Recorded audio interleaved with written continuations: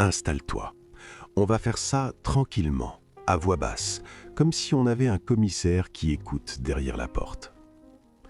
La dernière fois, dans Bobard sur Bobine, on s'est pris Kiss Me Deadly, 1955, en pleine figure. Un film qui ne te demande pas ton avis, il te le confisque. On était dans une Amérique fébrile, parano, nerveuse, où un détective, Mike Hammer, avance comme un bulldozer dans une pièce remplie d'allumettes. Ça sentait la peur moderne, la fin du monde en petit format, et la violence avait ce goût sec des années où l'on se convainc que tout ira bien en serrant les dents. Eh bien, aujourd'hui, je t'embarque ailleurs. Pas à Hollywood, pas dans le grand cirque. On reste en noir et blanc, oui, mais on traverse l'Atlantique. Direction Paris, début des années 50.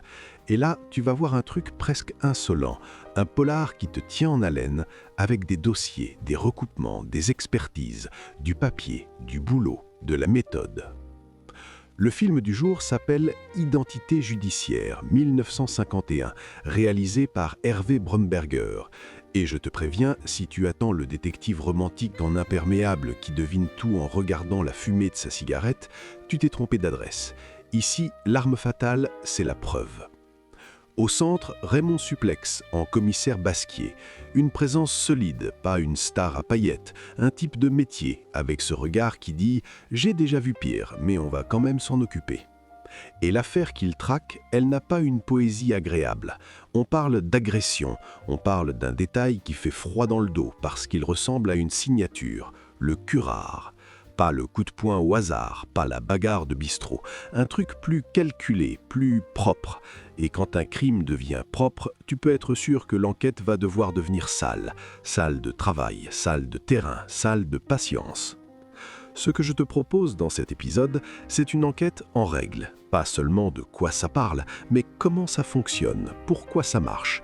Et aussi là où ça coince un peu, parce que oui, c'est un film de procédure. Et parfois la procédure, ça peut donner l'impression de marcher au pas. Sauf que Bromberger et ses dialogues, signés Henri Janson, savent te remettre un petit coup d'électricité quand il faut, histoire que tu ne décroches pas. Dans la suite, on va faire simple et efficace. On va d'abord poser l'histoire sans spoiler bêtement. Ensuite, on va démonter le moteur, le jeu des acteurs, l'écriture, l'image, la musique, la façon dont Paris est filmé.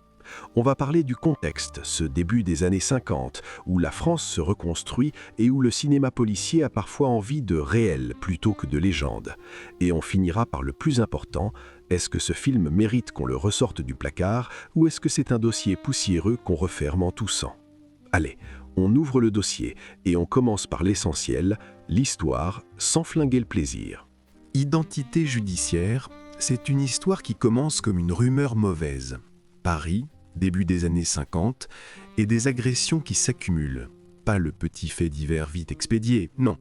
Un truc qui s'installe, qui revient, qui fait lever les épaules, puis qui finit par les crisper. Le détail qui fait basculer l'affaire, c'est la méthode. Le genre de détail qui dit « ce n'est pas un accident, ce n'est pas un dérapage, c'est un choix ».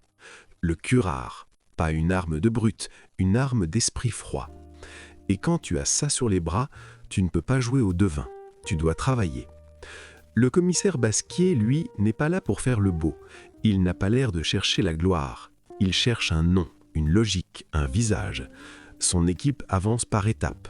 On écoute, on recoupe, on vérifie, on se trompe parfois, on repart. L'enquête se fabrique comme une serrure qu'on essaie d'ouvrir avec 10 clés jusqu'à trouver la bonne.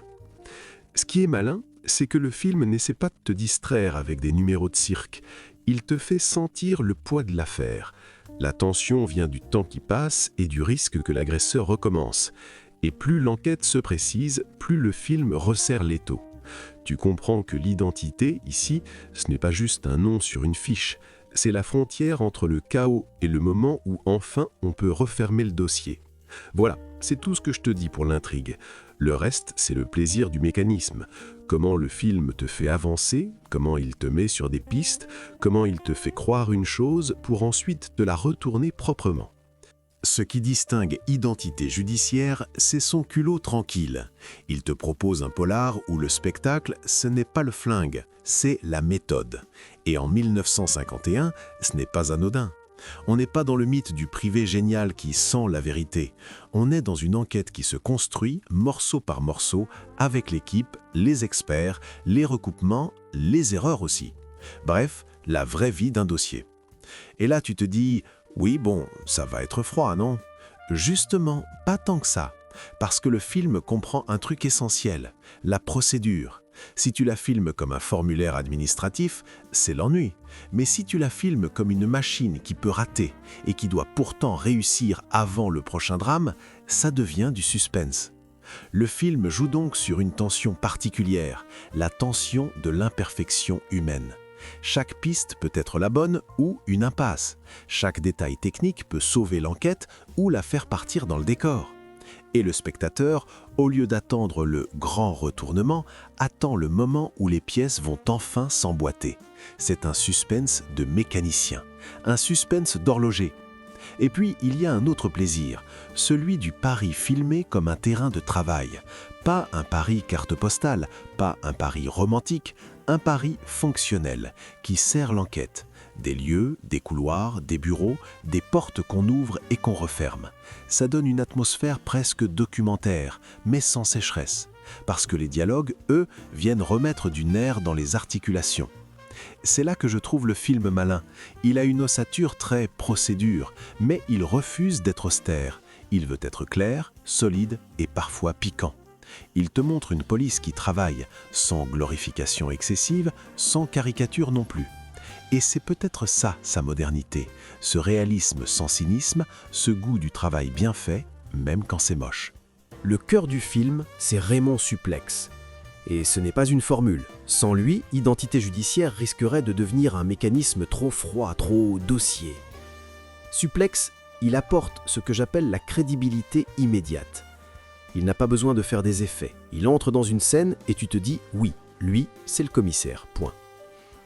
Son Basquier, ce n'est pas le flic héroïque, ni le flic monstrueux, ni le flic philosophe. C'est un patron de terrain. Il a l'autorité tranquille, celle qui vient de l'expérience. On sent qu'il a déjà vu des saloperies, qu'il a déjà eu des nuits trop courtes, et qu'il n'a pas le luxe de se payer des états d'âme flamboyants. Quand il parle, ce n'est pas pour briller, c'est pour faire avancer la machine. Face à lui, Jean de Boucourt apporte quelque chose de très utile au film, le vernis, l'élégance sociale, la parole bien posée, le monde des gens respectables. Et ça, dans un polar, c'est toujours intéressant parce que le vernis, ça craque. Ça peut être un masque, une façade, un écran de fumée. De Boucourt, avec sa tenue, son ton, sa distinction, pose une autre couleur dans un film qui pourrait sinon n'être que couloirs et interrogatoires. Et puis tu as Robert Berry, l'inspecteur Pollan, le terrain, le mouvement, le relais. Pas forcément celui qui fait le prestige, mais celui qui fait tourner l'enquête. C'est souvent comme ça dans ces films-là. Tu as le chef qui tient la ligne et les hommes qui vont chercher les pièces manquantes. Ce qui m'a plu aussi, c'est la galerie de second rôle. Parce que ce film ne vit pas seulement sur 3 têtes d'affiche, il vit sur une impression de monde. Experts, concierges, témoins, petites mains, figures de Paris, ça donne au récit une texture. Tu as le sentiment d'une enquête qui traverse des milieux, des couloirs, des appartements, des regards. Et du coup, la procédure devient humaine. Pas humaniste au sens bisounours, non, humaine au sens rugueux, avec ses lenteurs, ses erreurs, ses gens. En résumé, Suplex donne le poids, De Boucourt donne le contraste, Berry donne le mouvement, et les seconds rôles donnent le grain. Et ce mélange, pour un film procédural, c'est vital, sinon tu regardes un tableau d'enquête. Là, tu regardes du cinéma. Un film comme Identité judiciaire, ça se gagne ou ça se perd sur un point très simple, le rythme. Parce que si tu filmes la procédure comme une suite de cases à cocher, tu fabriques un somnifère. Là, le film évite le piège, grâce à un dosage plutôt malin entre l'ossature, très méthodique, et la respiration, le verbe, les échanges, la façon d'enchaîner les scènes. Le scénario fait un choix clair, avancer par étapes. Chaque scène sert à quelque chose. Soit elle apporte une information, soit elle en élimine une. Il y a une logique de tri, de nettoyage, de recoupement. Et ce qui est important, c'est que l'enquête n'a pas l'air écrite d'avance. Elle a l'air de se construire sous nos yeux, avec des moments où l'on croit tenir quelque chose, puis où ça glisse. Ce n'est pas la grande invention du siècle, mais c'est solide. Et dans le polar, le solide vaut souvent mieux que le malin qui s'effondre. Les dialogues, eux, font la différence. On sent une plume qui refuse la monotonie. Ça part vite quand il faut, ça tranche quand il faut, ça évite de transformer chaque scène en exposé. Les répliques ne sont pas là pour faire du joli, elles sont là pour donner du nerf, pour mettre une petite tension dans les échanges, pour rappeler qu'on est dans une affaire qui presse. Et la mise en scène, dans tout ça, elle joue la clarté. Le film veut que tu comprennes où tu es, qui parle, qui sait quoi et pourquoi on se déplace. Ce n'est pas un polar qui cherche la virtuosité en permanence, il cherche l'efficacité. Et ça, c'est une vertu sous-estimée. Un film policier où tu ne te perds pas dans le flou artistique, ça te permet de rester collé à l'enquête. Ce que j'aime surtout, c'est la sensation de machine. Pas la machine froide, la machine humaine. Ça tourne, ça s'enraye, ça repart. Et au milieu de ça, Basquiat n'est pas un magicien, c'est un chef d'atelier. On sent le poids de la responsabilité. Si le film fonctionne, c'est parce que l'écriture et la mise en scène te font sentir l'urgence sans te hurler dessus. La limite, je la dis quand même. Il y a des passages où la rigueur peut donner une impression de pas cadencé. C'est le risque du procédural. Mais le film rattrape souvent ça par une relance au bon moment. Une piste qui s'affine, une contradiction qui surgit, une info qui change la couleur du dossier. Identité judiciaire, ce n'est pas un film qui se contemple comme une carte postale. C'est un film qui se pratique. Et ça se sent dans l'image, dans les lieux, dans l'atmosphère générale. Le noir et blanc ici n'est pas une coquetterie, c'est une matière, une façon de rendre Paris moins joli, plus fonctionnel, plus nerveux. Ce Paris-là, tu ne l'as pas en romance, tu l'as en terrain.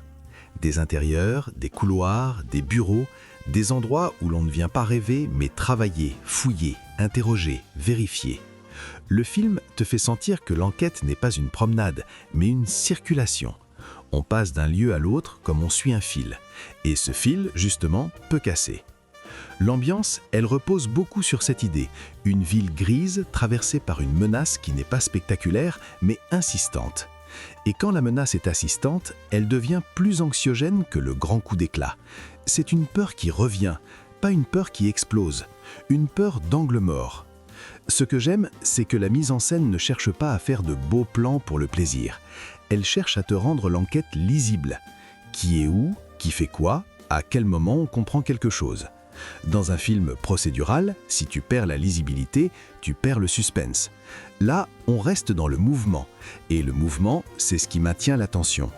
La musique, elle, ne vient pas prendre la place. Elle soutient, elle accompagne. Elle ne transforme pas le film en grand opéra dramatique. Ce qui compte, c'est la mécanique, l'enquête, les échanges, la pression qui monte. Et la musique sert surtout à garder un climat, à éviter le vide, sans rajouter de surenchère. Au final, l'ambiance de ce film, je la résumerai comme ça. Un polar de bureau, oui, mais un bureau où les nerfs sont à vif. Un film où le noir et blanc ne fait pas joli, il fait sérieux. Et ce sérieux, paradoxalement, devient du suspense. Pour comprendre Identité judiciaire, il faut se remettre dans l'humeur du pays. Début des années 50, la France n'est plus dans l'explosion de l'après-guerre, mais dans la remise en ordre. On reconstruit, on réorganise, on remet des règles, on tente de recoller les morceaux. Et cette atmosphère-là, tu la sens dans le film. Moins de romantisme, plus de structure. Moins de mythologie, plus de rouage. Le polar, à cette époque, peut partir dans deux directions. Soit il cherche la légende, le truand plus grand que nature, le détective charismatique, la fatalité dramatique.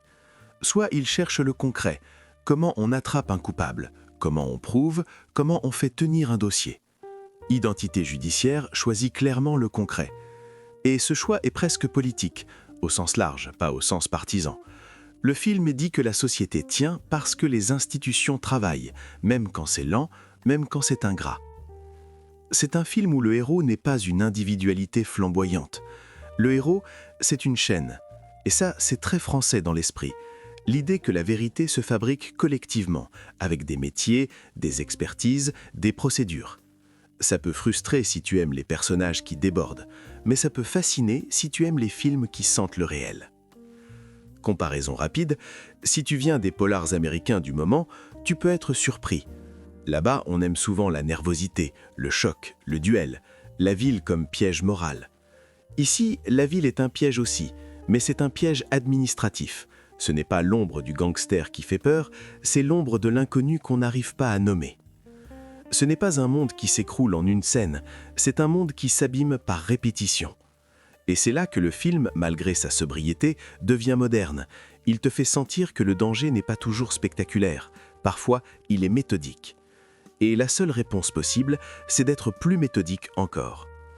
On est donc sur un polar qui, sans faire grand bruit, annonce des choses qu'on verra plus tard partout.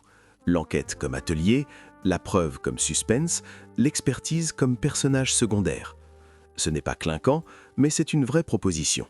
Identité judiciaire, ce n'est pas un film qui trône au Panthéon en costume d'apparat. Il n'a pas cette aura monument. Il circule plutôt comme un bon dossier qu'on retrouve par hasard. Pas forcément célèbre, mais solide, propre et étonnamment actuel dans son approche. Sa force principale, c'est cette idée simple. La preuve fait le suspense. Aujourd'hui, on a été éduqué par des décennies de séries policières à base d'expertise et de recoupement. Mais là, en 1951, le film te le propose déjà, sans gadget, sans écran bleu, sans grand cirque. Juste une enquête qui se construit comme une machine humaine. Et cette machine, le film te la fait sentir. Elle peut rater, elle peut s'égarer, elle peut s'user, mais elle avance. Deuxième force, Raymond Suplex. Lui, c'est la charnière. Sans un Basquiat crédible, le film devient austère. Avec lui, la procédure a un visage. Et pas un visage de cinéma, un visage de métier. Ça donne au film un poids, une densité tranquille. On est dans un polar où l'autorité n'est pas glamour, elle est nécessaire. Ça change tout. Troisième force, le ton. Sobriété, oui, mais pas sécheresse. Le film a assez de nerfs dans les échanges pour éviter l'effet rapport d'enquête. Il a une progression claire, il t'embarque, pas en te secouant, en te tenant. Et maintenant, les limites, parce qu'il faut être honnête. C'est un film qui peut sembler carré. Par moments, tu sens le pas cadencé de la procédure. Si tu attends le polar flamboyant, la grande folie visuelle, l'excès, tu risques de trouver ça trop sage. C'est un film de tenue. Il ne déborde pas, il sert. Et pourtant, c'est précisément ce qui fait son charme, cette impression de sérieux, de noir pratique. Un pari qui n'est pas un décor romantique, une menace qui n'est pas spectaculaire, mais insistante. Un film qui te fait comprendre que le danger, parfois, ce n'est pas le coup de tonnerre, c'est la répétition. Ce qu'on retient, au fond, 3 choses. 1. Un polar français qui assume la procédure comme moteur dramatique. 2. Un commissaire incarné sans théâtre, crédible de bout en bout. 3. Une modernité discrète, presque sournoise, parce qu'elle repose sur un principe qui ne vieillit pas. La vérité n'est pas une illumination, c'est une construction. Bon, on referme le dossier identité judiciaire. Mon verdict est simple, ce film ne cherche jamais à t'éblouir. Il cherche à t'attraper par le col avec une chose que le cinéma fait trop rarement bien quand il parle de police. Le travail, la procédure, l'expertise, le recoupement, le détail qui ne paie pas de mine et qui finit par mordre. C'est parfois carré, oui, presque austère par instant. Mais c'est aussi sa force. Ça tient, ça avance, ça serre. Et au milieu, Raymond Suplex. Impeccable. Un commissaire crédible, pas un personnage qui joue au commissaire. Un film de métier, pas un film de pose. Et moi, ce genre de polar-là, je le respecte. Il ne vend pas du rêve en plastique, il vend du réel et il le vend bien. Et au passage, tu l'as entendu, ce n'est pas Sam qui t'a raconté tout ça aujourd'hui. J'aurais aimé, mais il a été mis hors jeu par un souci technique qui m'empêche d'obtenir une prise propre, présentable, sans bricolage. Je te fais grâce des détails, mais ça m'amène à un point important. Je ne te cache pas que je ne suis pas certain qu'il y aura d'autres épisodes, ni sur Bobard sur Bobine, ni sur Chronique Noire. Les prochains enregistrements se heurtent à des problèmes techniques, et si je ne trouve pas une solution rapidement, les 2 podcasts pourraient bien s'arrêter là, au moins temporairement. Alors je te demande une chose, réagis en commentaire, dis-moi si tu veux que ça continue, dis-moi ce que tu préfères, ce que tu attends, ce que tu ne veux surtout pas perdre, parce que là, franchement, vos retours peuvent peser. Et toi, tu l'as vu, Identité judiciaire ? Tu en as pensé quoi ?